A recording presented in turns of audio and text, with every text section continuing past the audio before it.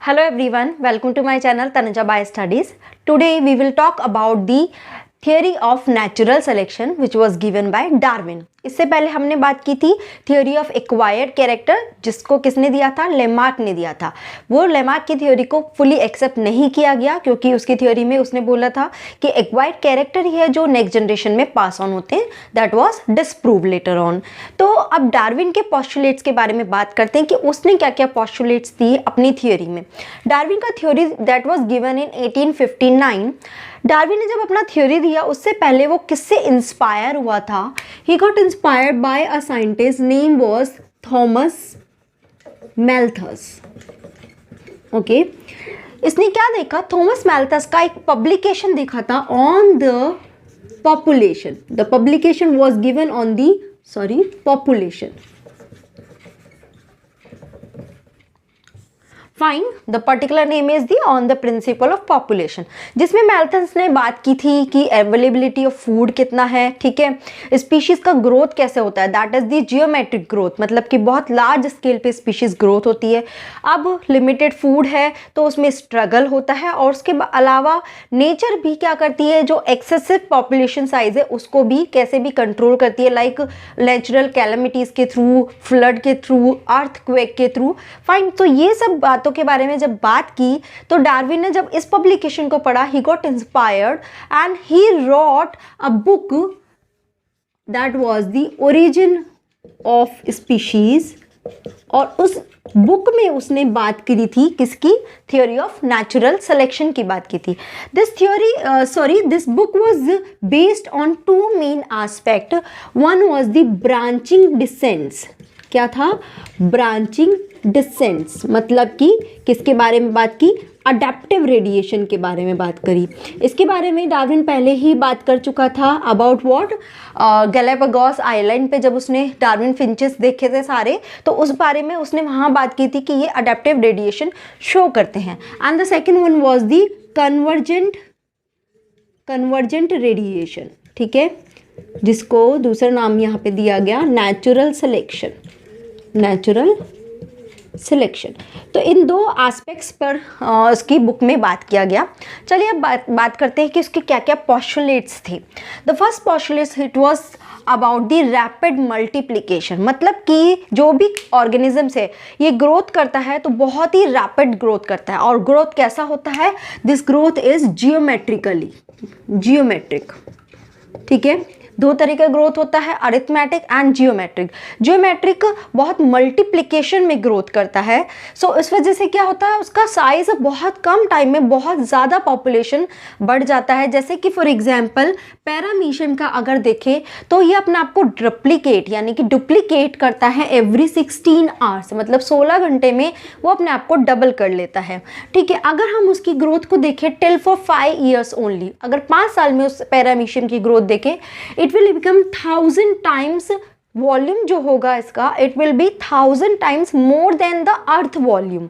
अर्थ की वॉल्यूम से 1000 टाइम्स ज़्यादा हो जाएगा अगर सारे पैरामीशियम ग्रो करे फॉर 5 ईयर्स और सब सर्वाइव करे, ठीक है।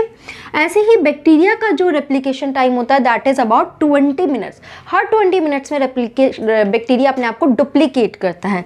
तो अगर उसका ग्रोथ सिर्फ 24 घंटे के लिए ही देखा जाए तो क्या होंगे?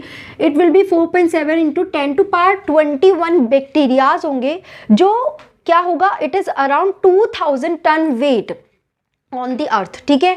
तो यानी कि अगर सारे बैक्टीरिया सर्वाइव करेंगे तो अर्थ पे इतना वेट हो जाएगा, वो भी क्या है? सिर्फ बहुत ही शॉर्ट ड्यूरेशन का हमने कैलकुलेट किया। मतलब इतना फास्ट क्या होता है पॉपुलेशन का ग्रोथ होता है, that they multiply very fast in a geometric manner, okay. Next is what? Limited food and space. अब क्या हो रहा है? पॉपुलेशन तो जियोमेट्रिकली ग्रो कर रही है, बट अर्थ की जो कैरिंग कैपेसिटी है, मतलब कि उसके भी पास एक लिमिटेड फूड होता है, लिमिटेड फूड रिसोर्सेज होते हैं, अनलिमिटेड ही स्पेस है। तो जो इकोसिस्टम है उसकी जो कैरिंग कैपेसिटी होती है वो भी लिमिटेड ही होती है। वो एक लिमिटेड वेट को ही कैरी कर सकते हैं और लिमिटेड फूड ही प्रोवाइड कर सकते हैं, ठीक है।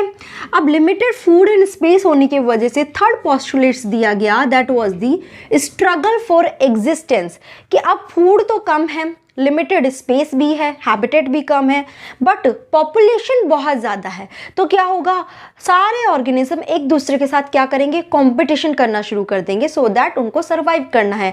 तो वो आपस में एक दूसरे के साथ कंपटीशन करेंगे फूड के लिए, स्पेस के लिए, लाइट के लिए, वाटर के लिए, एज वेल एज मिनरल्स के लिए। क्या क्या करेंगे, food, space, light, water and minerals. Okay, now ये जो स्ट्रगल होता है या कंपटीशन होता है, it is further divided into 3 categories, intra specific, inter specific and environmental struggle. क्या होता है दैट इंट्रा स्पेसिफिक, इंट्रा मतलब इन बिटवीन, किसके बिटवीन, दैट एक ही स्पीशीज की 2 ऑर्गेनिजम्स के बीच में, स्पीशीज के 2 ऑर्गेनिजम्स के बीच में, ठीक है, एक वन ऑर्गेनिज्म है और दूसरा ऑर्गेनिज्म है, 2 आपस में ही कॉम्पीट कर रहे हैं। तो अब सेम स्पीशीज है, तो इसकी जो भी रिक्वायरमेंट्स होगी हैबिट को लेके, आई मीन लाइक स्पेस को लेके, फूड को लेके या अदर थिंग्स या मेटिंग के लिए, मेट को लेकर, वो सब क्या होंगी, सेम ही रिक्वायरमेंट होंगी, ठीक है। तो यहाँ पे कॉम्पिटिशन क्या होगा, बहुत ही एक्सटेंसिव होगा, बहुत ज़्यादा कॉम्पिटिशन होगा, क्योंकि ये फूड रिसोर्स में से सिर्फ एक ही फूड रिसोर्स के लिए कॉम्पीट कर रहे हैं। ओके, इंटर स्पेसिफिक, इंटर यानी कि 2 स्पीशीज के बीच में, यहाँ पे क्या हो रहा है, एक स्पीशीज के साथ दूसरी स्पीशीज का कंपटीशन हो रहा है, ठीक है। Species 1 get compete with the species 2, ठीक है। जैसे कि एक ही प्लांट की अलग अलग स्पीशीज है, उनके बीच में कंपटीशन हो रहा है रिसोर्सेज को लेकर, या फिर आप यहाँ पे दे सकते हैं prey and predator, prey and predator जो रिलेशनशिप होता है उसमें भी वो कॉम्पीट करते हैं रिसोर्सेज के लिए। तो 2 डिफरेंट स्पीशीज कॉम्पीट कर रही है। And the third one is environmental struggle, मतलब कि अगर पॉपुलेशन साइज बढ़ रहा है ये 2 कॉम्पिटिशन के बाद भी, तो एनवायरमेंट यानी नेचर उसको कंट्रोल करने की कोशिश करता है with the help of like drought condition, या फिर हो गया अर्थक्वेक के थ्रू, या फिर बहुत ज़्यादा हैवी रेनफॉल हुआ, एक्सेसिव टेम्परेचर हुआ, या लो टेम्परेचर हो गया। Okay, so these all are things, इसके थ्रू क्या करते हैं, पॉपुलेशन का जो एक ग्रुप होता है उसमें से एक लार्ज वॉल्यूम, एक बहुत बड़ा साइज क्या होता है, एकदम से रिमूव हो जाता है, ताकि पॉपुलेशन के साइज को कंट्रोल किया जा सके। जैसे कि अगर इसमें एग्जाम्पल ले डायनासोर का, डायनासॉर्स जो है वो सडनली डिसअपियर हो गए। क्यों? क्योंकि वहाँ पे एक्सेसिव टेम्परेचर बढ़ गया, जिसकी वजह से पूरा पॉपुलेशन सडनली डिसअपियर हो गया, ठीक है। तो यहाँ पे क्या किया, एनवायरमेंट के साथ उनको स्ट्रगल करना पड़ा for their existence. Okay, next लेते हैं वेरिएशन। अब क्या हुआ, यहाँ पे ये स्ट्रगल कर रहे हैं, इनमें क्या हुआ, कुछ ना कुछ चेंज एनवायरनमेंट के लिए अडेप्ट किया उन्होंने, तो कुछ ना कुछ वेरिएशन क्रिएट हुए, कुछ ना कुछ चेंजेस आए उनके कैरेक्टरिस्टिक्स में। अब ये जो वेरिएशंस होते हैं, as I told you, it is again of 3 type. One is called the useful variation, another is useless, and the third one is called the harmful. क्या क्या होते हैं, यूजफुल, यूजलेस एंड हार्मफुल।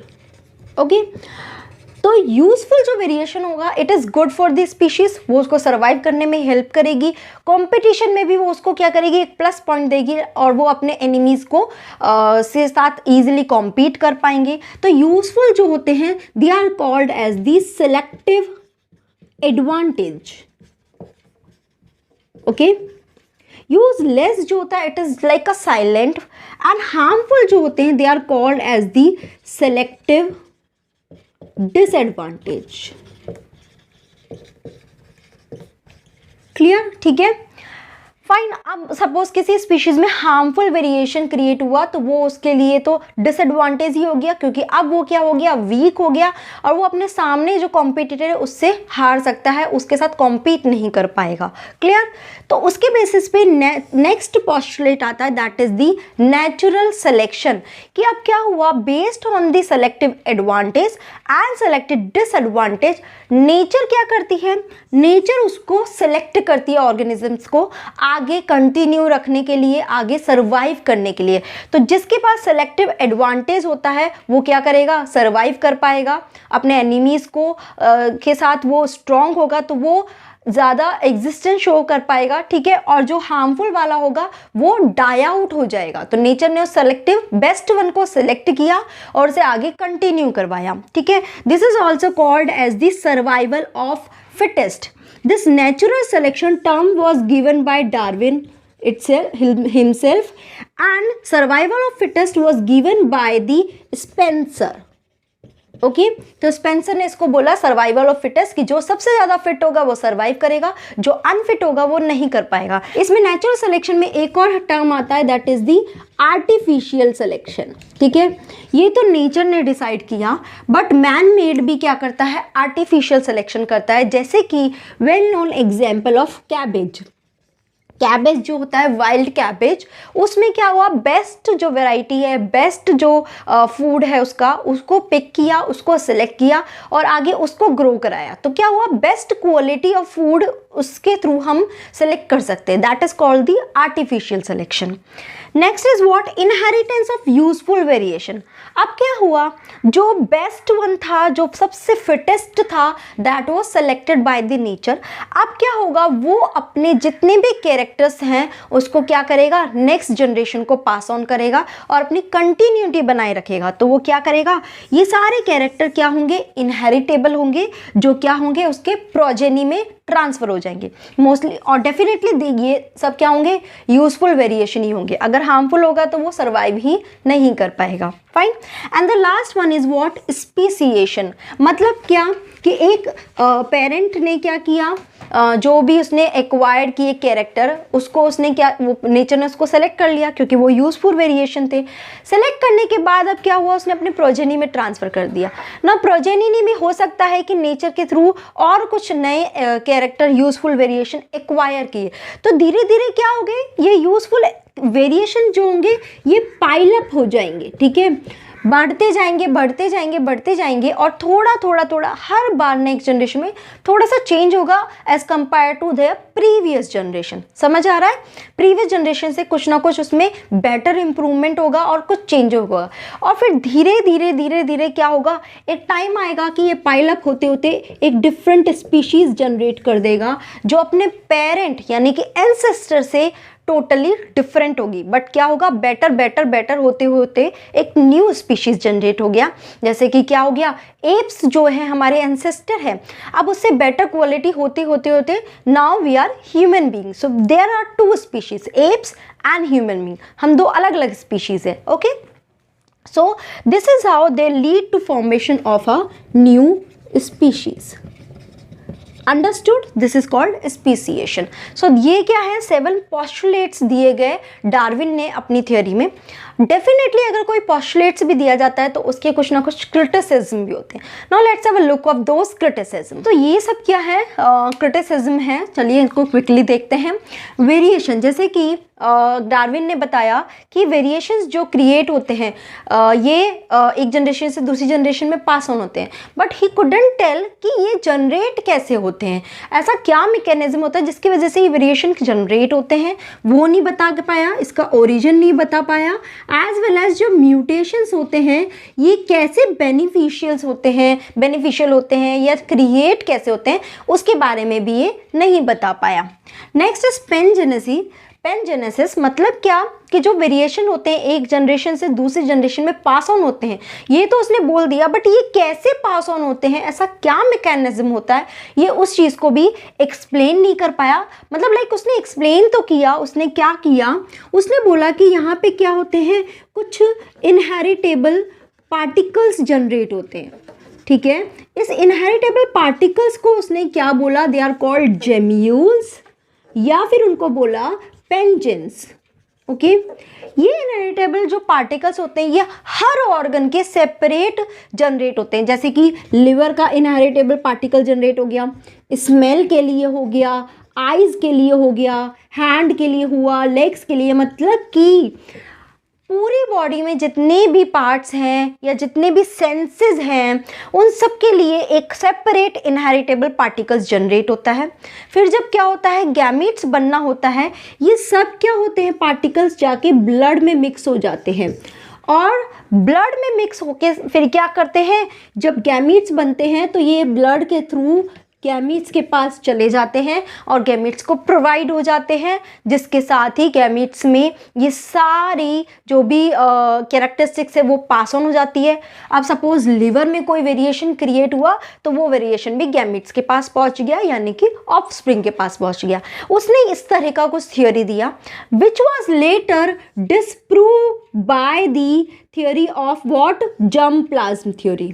ठीक है, किसके through, germ plasm theory के through उसको disprove किया गया that it is not correct. Okay, ना अराइवल ऑफ फिटेस्ट, डार्विन ने बताया सर्वाइवल ऑफ फिटेस्ट की जो सबसे ज़्यादा फिट होगा वो सर्वाइव करेगा, आगे कैरी ऑन करेगा। बट वो फिट जो है, वो फिटनेस है या जो न्यू कैरेक्टर है वो आ कैसे रहा है, वो सिलेक्ट कैसे हो रहा है, नेचर उसे सिलेक्ट कैसे कर रहा है, वो उसके बारे में नहीं बता पाया। मतलब कि जैसे क्या हुआ, एक कोई भी न्यू कैरेक्टर किसी ऑर्गेनिजम्स के अंदर आया तो शुरू में तो उसमें क्या होगी, फंक्शनल एबिलिटी नहीं होती है, वो लेस फंक्शनल पार्ट होता है।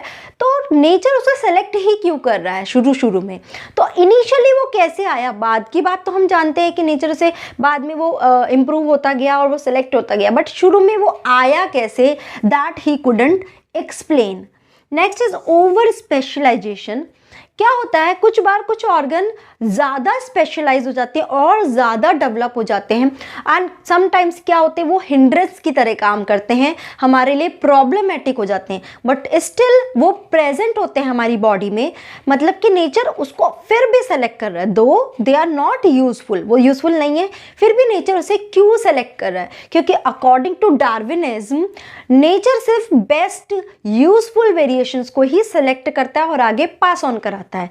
जैसे कि for example branch antlers of dear के जो ब्रांच एंटलर्स होते हैं वो उसके लिए प्रॉब्लमेटिक होते हैं, but still it is present. ठीक है, अनचेंज फॉर्म, यानी कि उसने क्या बोला, हर बार एक वेरिएशन, यूजफुल वेरिएशन आ रहा है, फिर नेक्स्ट जनरेशन में पास ऑन हो रहा है, नेक्स्ट जनरेशन में कुछ और नया यूजफुल वेरिएशन आ रहा है, तो वो पहले वाला अपने पेरेंट वाला और नया वाला दोनों को फिर अपनी नेक्स्ट जनरेशन में पास ऑन कर रहा है। तो क्या हो रहा है, धीरे धीरे सारे वेरिएशन पाइल अप होते जा रहे हैं और एक नया स्पीशीज बन रहा है, यानी कि हर जनरेशन में कुछ ना कुछ वेरिएशन क्रिएट हो रहा है।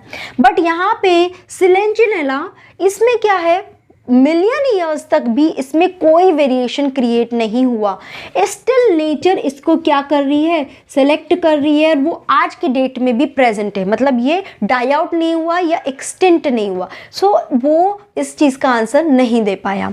Next is new species. उसने बोला कि due to piling up of these all variation एक नया स्पीशीज जनरेट हो रहा है, जो क्या होता है, अपने पेरेंट स्पीशीज से थोड़ा सा इम्प्रूव वर्जन होता है, मतलब थोड़ा सा उससे इम्प्रूव होता है। बट यहाँ पे हमने देखा कि जब भी कोई नया स्पीशीज बन रहा है वो अपने प्रीवियस वाले स्पीशीज के साथ इंटरब्रीड नहीं कर सकता। So why is this so, that Darwin couldn't answer. Okay, and the last one is vestigial organ. आपको पता है वेस्टिजियल ऑर्गन क्या है, जो पहले प्रेजेंट थे, नाउ डेज वो एक इनएक्टिव फॉर्म में हमारी बॉडी में प्रेजेंट होते हैं, उसका कोई रोल नहीं होता, कुछ नहीं होता, स्टिल इट इज प्रेजेंट, जैसे कि अपेंडिक्स। बट वो प्रेजेंट ही क्यों है, जब उसका कोई रोल ही नहीं है, कोई यूजफुल उसका कुछ भी रोल नहीं है, तो नेचर उसे स्टिल अभी भी क्यों सेलेक्ट किया है, नेचर उसको एक्सटेंट या डाई आउट या रिमूव क्यों नहीं कर देता। So that also Darwin couldn't answer. So these all are the criticism. On these basis of these criticism कुछ करेक्शन किए गए डार्विन की थ्योरी में और लेटर ऑन न्यू डार्विनिज्म दिया गया। ठीक है, फाइन, जिसकी हम बात करेंगे नेक्स्ट वीडियो में। न्यू डार्विनिज्म में क्या क्या पॉइंट्स और करेक्ट किए गए उसके बारे में बात करेंगे। When you will go for new Darwinism, please ये क्रिटिसिज्म को एक बार दोबारा देख लेना और फिर न्यू डार्विनिज्म को समझना। You will understand in a much better way. Okay, till now if you have any doubt please put your query in the comment box. Thank you so much for watching this video.